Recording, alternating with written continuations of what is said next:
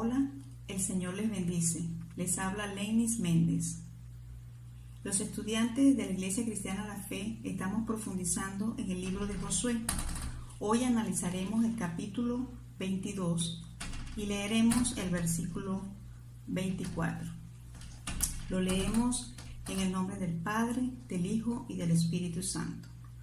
Lo hicimos más bien por temor de que vuestros hijos digan a nuestros hijos: ¿qué tenéis vosotros con el Señor, el Dios de Israel? Esta reflexión la he titulado La culpa y la confrontación. ¿Qué entendemos por culpa? Culpa, falta o delito que comete una persona de manera voluntaria. Por lo tanto, consiste en omisión de la conducta para evitar un daño, ya sea por negligencia, por imprudencia o impericia. Confrontación, del latín confrontatio, verbo que refiere cotejar, carear, enfrentar. En este momento histórico, los israelitas habían tomado posesión de la tierra prometida y el Señor les había dado reposo de sus enemigos. Una vez que habían ya ayudado los hermanos de la tribu de Rubén, de Gad y la media tribu de Manasés, regresaron a sus tierras, que estaban al lado oriente del río Jordán.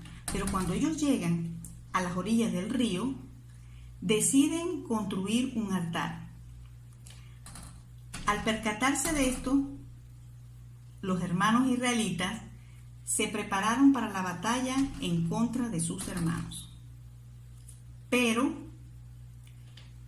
enviaron una delegación para la confrontación.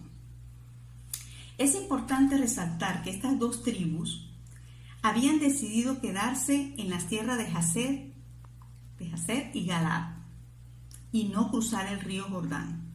¿Por qué? ¿Por qué ellos decidieron no cruzar el río Jordán? Opción 1, porque cuando vieron la tierra era buena para el ganado. Opción 2, porque prefirieron asegurar a sus hijos y a sus mujeres en esa tierra. Opción 3, porque querían ser los primeros en heredar. ¿Era esa realmente la voluntad de Dios? Si vemos en número, ellos hacen esta petición y fue concedida por Moisés bajo una condición. Fue una petición condicionada. La condición era de que ellos fueran a pelear con sus hermanos también en la tierra de Canaán. Pero Moisés les dice que tienen que cumplir esta condición para que sean libres de culpa delante del Señor y de sus hermanos israelitas. ¿Sería que ellos sintieron culpa cuando llegaron a la orilla del río?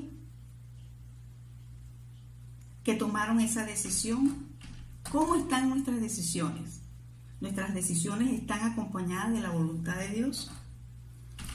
Mientras tanto, los israelitas, cuando se percataron de esta construcción, se prepararon para la batalla. Muchas veces nosotros, cuando escuchamos rumores o se presentan acciones diferentes a nuestras creencias, pensamientos y hechos, nosotros reaccionamos y muchas veces tenemos reacciones primitivas, rectilíneas, que nos llevan a emitir juicios aceleradamente, a tener prejuicios, y esto nos contamina.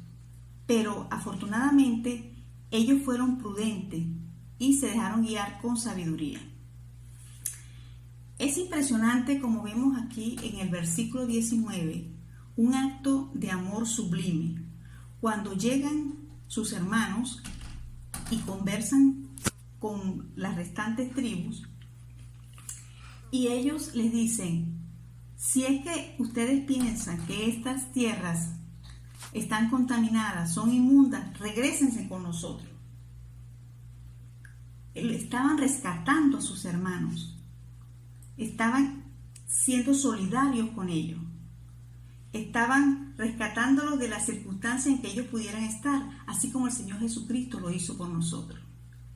Nosotros estamos rescatando a las personas que no conocen a Cristo en estos momentos? ¿Lo estamos haciendo? Definitivamente que esta generación era una generación madura, porque había experimentado lo que era rebelarse contra la voluntad de Dios.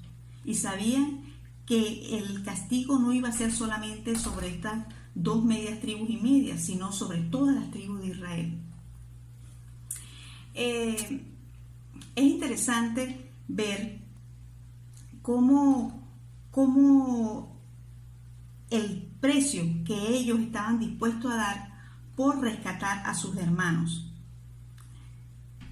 Pero en la confrontación, estas 2 tribus y medios responden y ellos dicen, como dije en el versículo inicial, ellos lo hicieron más bien por temor, porque ellos temían de que los hijos de sus hermanos israelitas no iban a tomar en cuenta para la adoración del Señor a sus propios hijos, ya que estos se encontraban del otro lado del río.